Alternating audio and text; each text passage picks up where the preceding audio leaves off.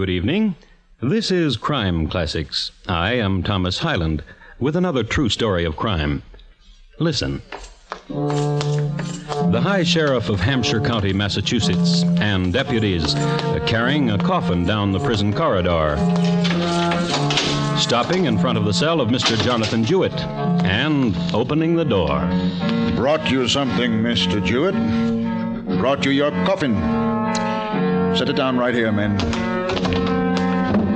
You'll find your hanging cap inside, Mr. Jewett. I'd advise you to try it on to see it's not too tight.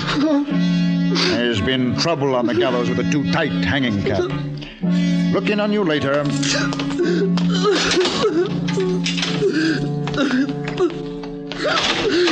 won't hang me! You won't hang me! You won't hang me! Tonight, my report to you on Mr. Jonathon Jewett, how most peculiarly he cheated the hangman. Crime Classics, a series of true crime stories taken from the records and newspapers of every land, from every time. Your host each week, Mr. Thomas Hyland, connoisseur of crime, student of violence, and teller of murders. Now, once again, Mr. Thomas Hyland.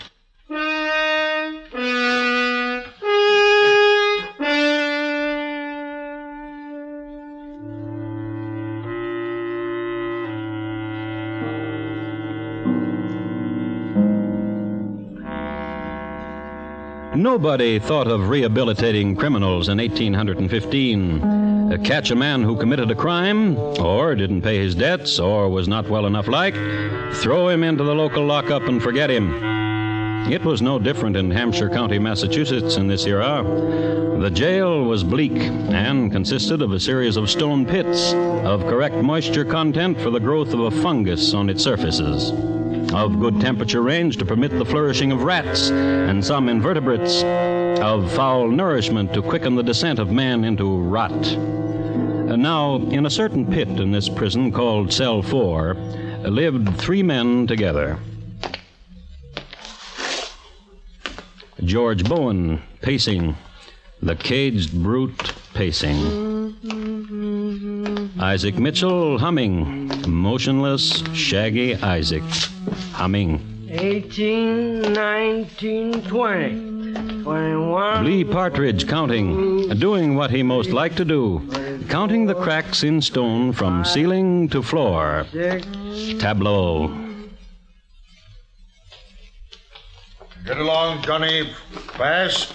Fast, lad, or I'll drag you, so help me, in a way you won't care for much. Now, get along. I said it, Johnny, and I mean it.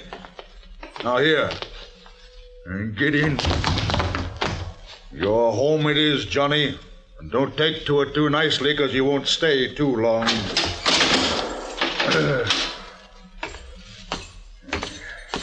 Sheriff? Yeah, Bowen? New one, Sheriff?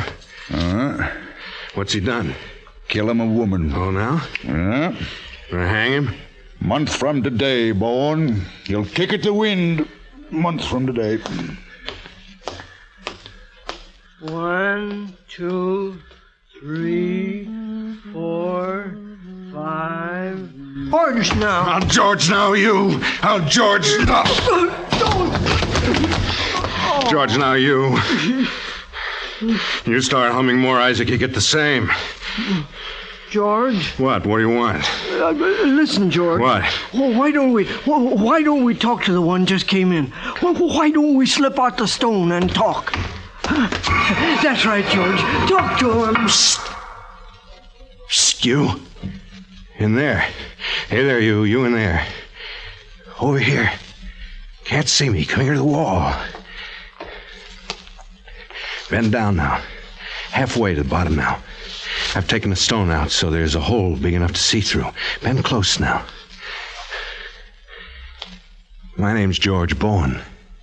What's yours? Jewett. Jonathon Jewett. Murderer, I hear. Murderer, I hear. Didn't mean to. A woman, I hear. Didn't mean to. Tell me about it. Tell me. Didn't mean to. Tell me! Well, welcome, old Johnny Jewett, lad. We're cellmates, we are, and we're sharing things now, we are, old Johnny Jewett. Tell me now how you happened here. It was a lady, I hear. Please tell me. I met her at Boswick's Tavern. She was sitting there and she had yellow hair. No more you'll tell me, Johnny. For now, she was sitting there and she had yellow hair. Save the rest for later, Johnny. Talk a little later, Johnny. Well, that's just the start of it. Yellow hair. Isaac, Blee, he killed a lady, and she had golden hair that shined and was soft as any silk you ever touched. Going to hang him. Poor boy. Going to hang him. And we won't get to see it.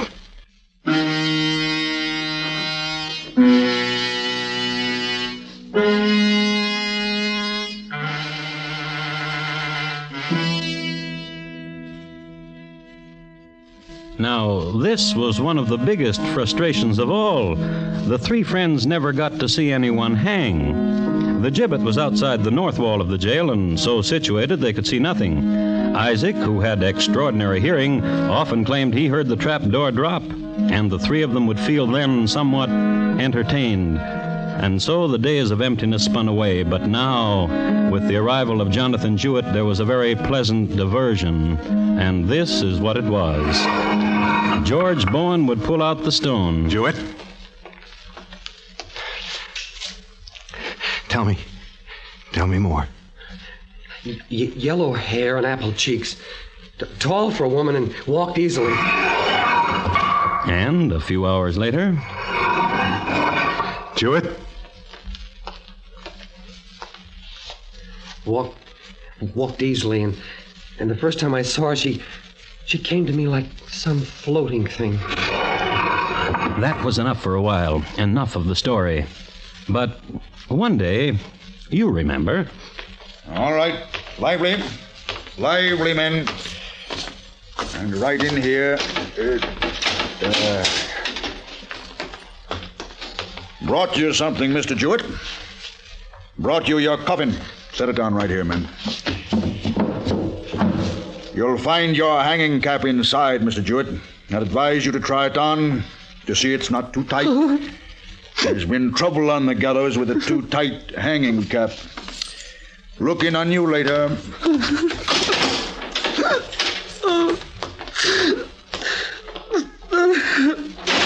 won't hang me! You won't hang me! You won't hang me!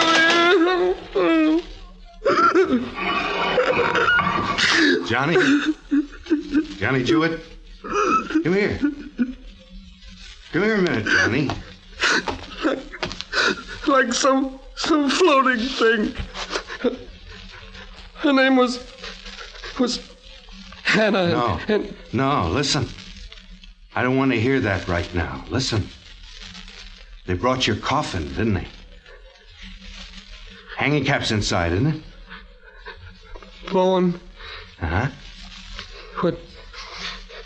What's it like? What? Hanging. A public hanging. You really want to know, Johnny? I want to. A show. Big show. There's some women's always there, and I've seen them. Come over and pinch your cheeks before you go up the stairs to the hangman. And the things they say. And there's people there that always cry, same people all the time.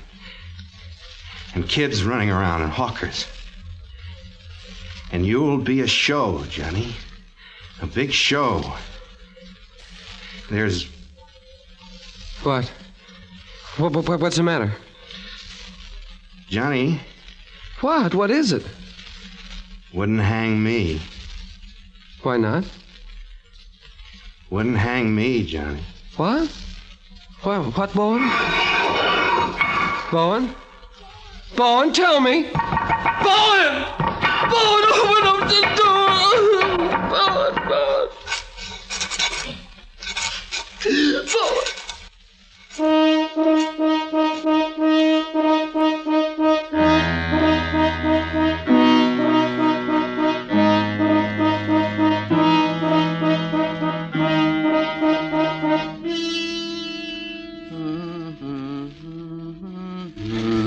We'll have fun, Isaac. Oh, I tell you, we'll have fun. Bleed. Don't hit me. Not gonna hit. I'm gonna tell you. We're gonna have fun. Don't hit me. We're gonna have... See? He's been knocking like that for the last 10 hours.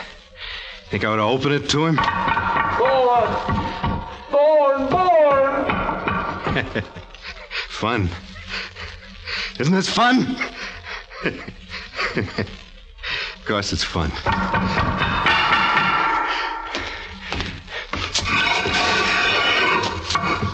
Was you knocking on the wall, Johnny? Please. Please what? Listen. Yeah. I'm not gonna tell you about Hanley anymore. Unless I what? Tell me how you wouldn't hang. You want to know, Johnny? Yes. Really want to know, don't you? Yes. Can't stand the thought of those people jeering you to die. Can't stand that, can you? Please tell me. Please. Sure. I'll tell you. Yes? Hang yourself, Johnny. Hang yourself, Johnny.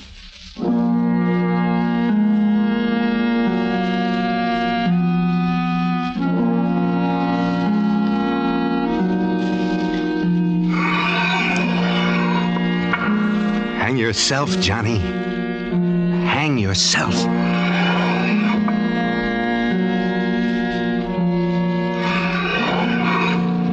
It's easy. It's easy, Johnny.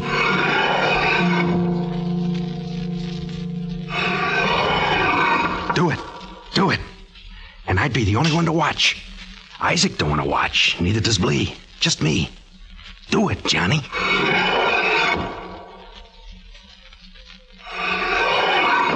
Cheat them, Johnny. Cheat the hangman. Cheat the crowd. Oh, do it. Bone? Oh, do it, Johnny. How?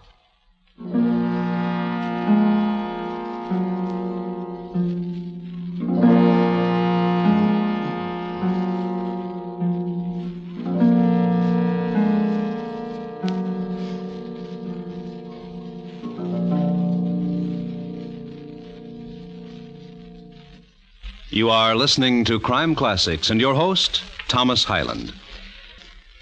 And now once again, Thomas Hyland and the second act of Crime Classics and his report to you on Mr. Jonathon Jewett, how most peculiarly he cheated the hangman.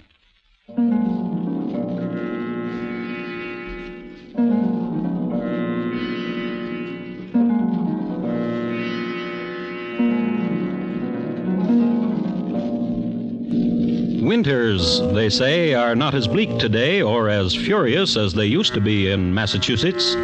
Some storms in Northampton, I've heard it recalled, appeared from the north like shining pellets, swirled in, exploded. Then the snow was composed of great northern glaciers and frozen sea spray, and another thing, a vast desolation from the pits of the world. And so it was in 1815. The winter broke early, and the first snow blanketed the village, piled high the drifts against the stone of the jail, sent bitter winds down its freezing corridors. Condemned man Jonathon Jewett, not knowing any longer whether he shudders from cold or a soul numbed with terror. Cold, cold, said a prisoner named Blee Partridge, and hugged his bluing arms about him. Isaac Mitchell sounds from the frozen recesses of his mind. George Bowen having fun, watching Jonathon Jewett through a hole in the wall.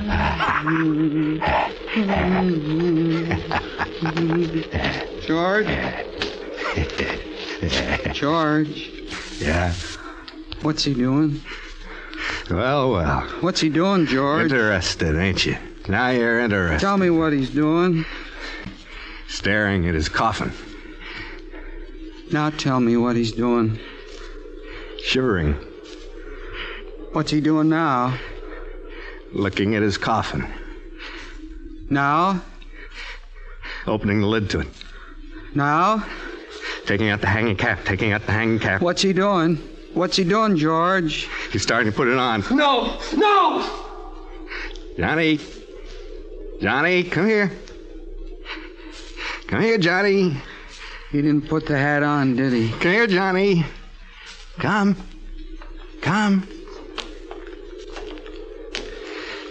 Oh, Johnny. Now, why do you get yourself all riled up like that? Trying to put on your hanging cap. Now, yesterday, you asked me how to hang yourself. So you won't have to go through all this, laddie. And so you won't hang in that freezing and all. How? You going to do it, Johnny? You going to do it? I don't know. How?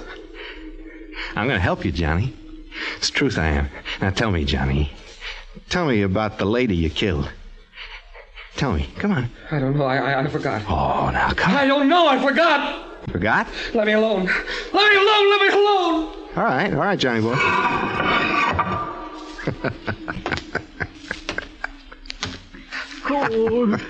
Cold. Get out of the cot, please. Don't hit me. Get out. Get! Oh. When I say get. All right, George. All right. Take this ticking now off your cot. Tear a strip. Tear another. Now, we got what makes a rope. Oh, George. Yeah, Blee. The strips. Give them to me. Sure, Blee, sure. Here. 1, 2, 3. 1, 2, 3. That's it, Blee. 1. Braid me a rope from those strips, Blee. 1. Braid me a rope from those strips. 1, 2, 3.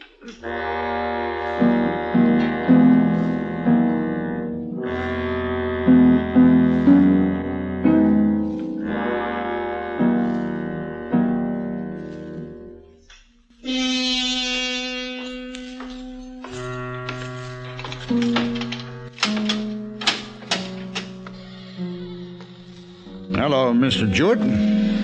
How do you feel? Came to tell you something, Mr. Jewett. Come Wednesday, there'll be a hanging, and there'll be you. The governor sent word, and he had this to say. No reprieve. So, there's going to be a hanging. Now, I've got to ask you some things, Mr. Jewett, because the law provides that I do. Do you want a man of the cloth, Mr. Jewett? Do you need a man of the cloth? I've seen them come, Mr. Jewett, and I've seen them go, and I've got to tell you this. Those that ask for the men of the cloth seem better fit for what's going to happen to them, the hanging of them, that is. So if you want a fellow come up and preach to you, talk to you, you just say the word. Now, I got to ask you this. The hanging cap, when you tried it on, was it too tight? Was it too snug, Mr. Jewett? Can you breathe all right, I'd like to know. And the coffin ain't too narrow, is it? Seeing as you're a smallish man and all, but it ain't too narrow, is it? Now, something else, too. How you're to behave. There's always a kind of woman come shine, come rain, come snow, a kind that's always there, a toucher, a walker over, to pluck your sleeve or pinch your cheek. You pay her no mind, but look ahead, and whatever else comes in front of you or alongside to distract you, pay it no mind. And pay the jeers no mind, or the weeping, but mount the steps.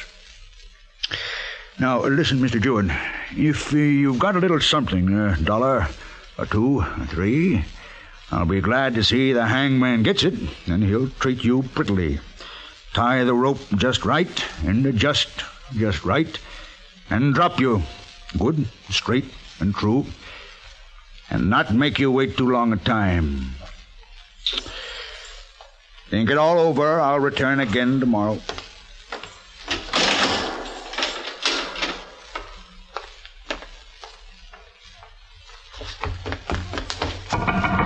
Bowen! What do you want, Johnny? I'll do it. I want to do it. Do what, Johnny? Hang myself. Well, I'm going to hang myself, Bowen. how? I'll stand on the coffin and stand under the window and kick away the coffin. What are you going to use for a rope? I don't know. I got a rope. Give it to me. Well, I don't know. Bowen, Well, I just don't know. let's see your rope. Rope's the easiest. Rope's the only way. You get simple and use your shirt or something. You're liable just to stand there and cough. Rope's the only way. Let's see your rope. Sure, Johnny. See it? Give it to me. You haven't finished the story, Johnny. I forgot. I can't remember, I swear. She was very homely, and I was very lonely, and she stole from me. Shut up, Johnny. Here's the rope.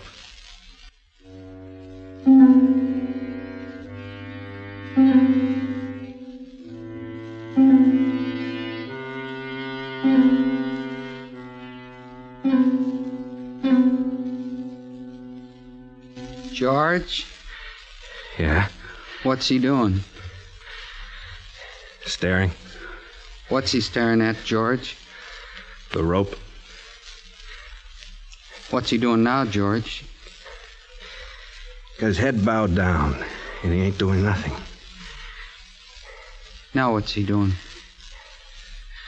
Walking. Now? Walking around. Ain't put the rope down, has he? No.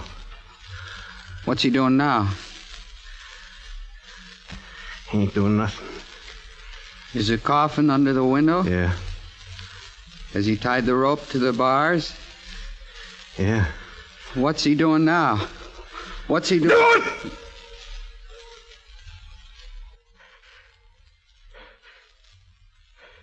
That's it. That's it, Johnny. That's it. George? Is he? Yep. Yep.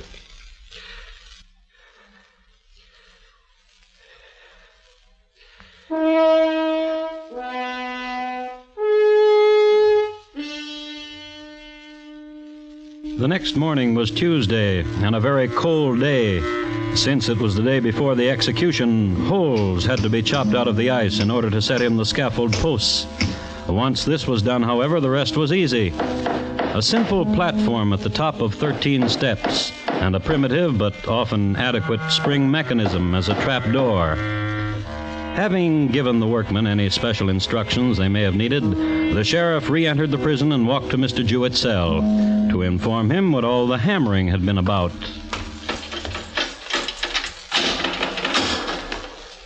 Jewett? He said, Jewett, he went on. hanged yourself. He noted. Dead. He made sure of it. Then vent his spleen. Cheat! Cheat! To have done such a thing. To have cheated the law and the hangman. And the gallows being fairly built, to have done such a thing. Cheat! How did you...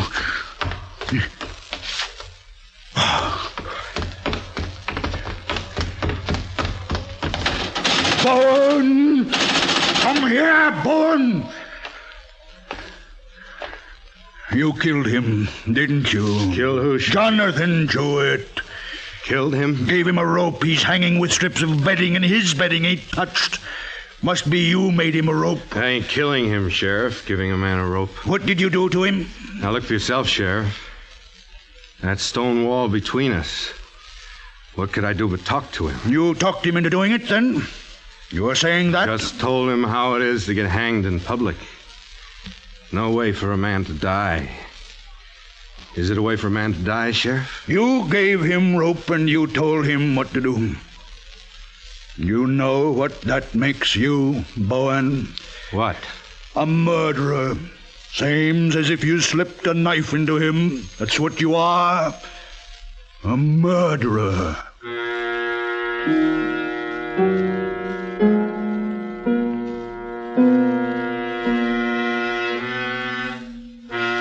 George Bowen was indicted and brought to trial.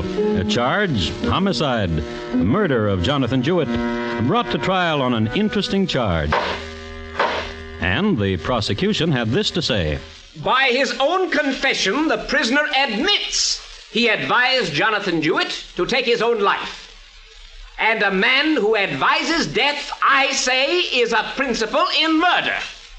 No other causes incited Jewett to destroy himself. No other causes but the advice of the defendant. The living instrument of a murder is a murderer and must himself die. I charge the jury to find this man guilty. And the defense had this to say. I say that the defendant is perhaps guilty of being accessory to murder, but this is not the charge here. The charge is murder. And while I do not stand here to justify his crime, I say to you, if you convict him as charged, you yourselves are guilty of murder under the existing form of law. And the jury foreman had this to say. Not guilty. So Bowen was returned to his cell. A certain pit in Northampton, Massachusetts prison called Cell 4. 43, 44, 45, 46, 47.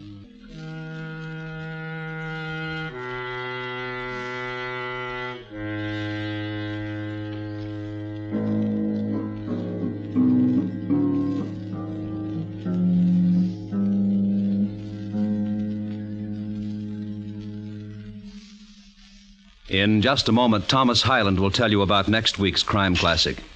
Jonathon Jewett, tonight's crime classic, was adapted from the original court reports and newspaper accounts by Morton Fine and David Friedkin. The music was composed and conducted by Bernard Herrmann, and the program is produced and directed by Elliott Lewis. Thomas Hyland is portrayed on radio by Lou Merrill. In tonight's story, Lee Millar was heard as Jonathon Jewett, and Elliott Lewis as George. Featured in the cast were John Daner, Vic Perrin, Junius Matthews, and Byron Kane. Bob Lamont speaking. And here again is Thomas Hyland. Next week, Mexico City, just 14 years ago. Tippy Tippy Tin was popular north of the border, and south, a man with 4 names and an alpenstock had an appointment with history. It's listed in my files as The Assassination of Leon Trotsky. Thank you. Good night. On the CBS Radio Network.